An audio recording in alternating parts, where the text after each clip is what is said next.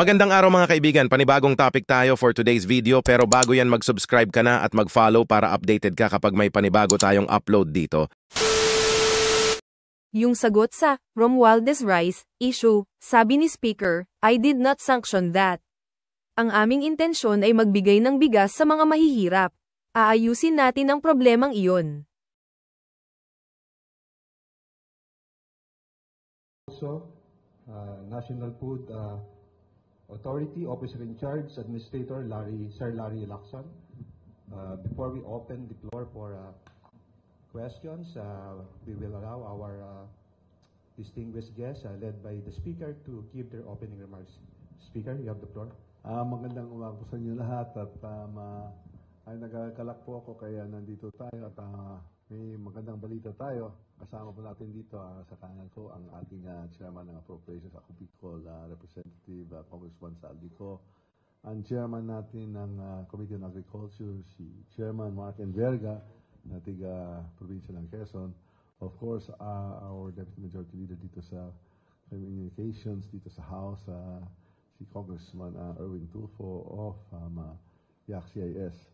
At siyempre naman, kasama din natin bago ating NFA Administrator si Larry Lacson, and dito ang mga matatalik nating kaibigan, our partners dito sa itong concerns and issues of our rice sector, rice producing and trading, milling, farmer sector, si Mano Orly at si Mama Rowena. And ito na lang sasabihin ko sa iyo. Yung hangarin ng ating presidente na may bigay ng na quality rice na magandang mahusay na klase ng bigas sa kada Pilipino sa presyo abot kaya, nandito na po. Yung target natin by itong buwan na Hulyo, itong July, magkakaroon tayo ng bigas at 45 to 46 pesos a kilo. And this is through the concerted efforts under the direction of our President, to the DA, to the NFA, to the NIA, and of course, our stakeholders kagaya po ng PRISM.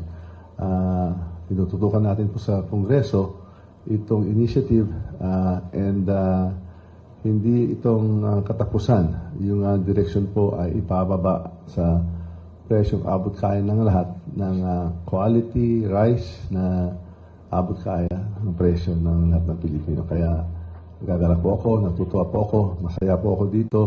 Kaya nagti-teamwork tayo. Mulat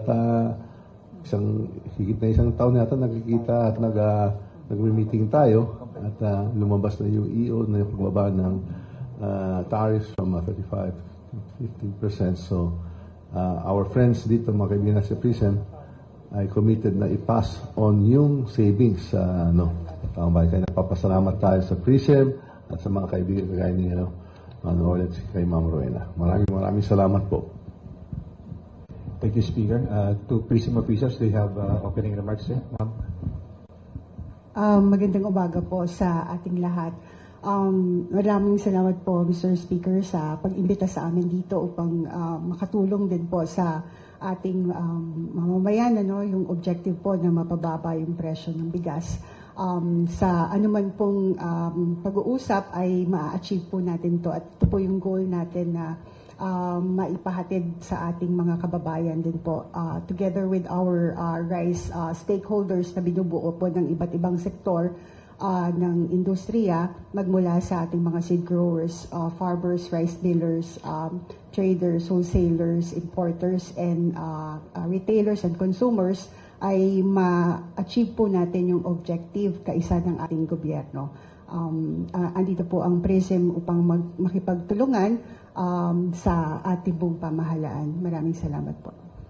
At yun na nga ang topic natin sa video na ito. Ikaw na nanonood ngayon, anong masasabi mo? Comments mo na dyan sa baba. At para naman updated ka sa mga upload ko, don't forget to like and follow. Hanggang dito na lang. Ako si Philippine Vision TV, nagbabalita mula sa Pilipinas. Thank you.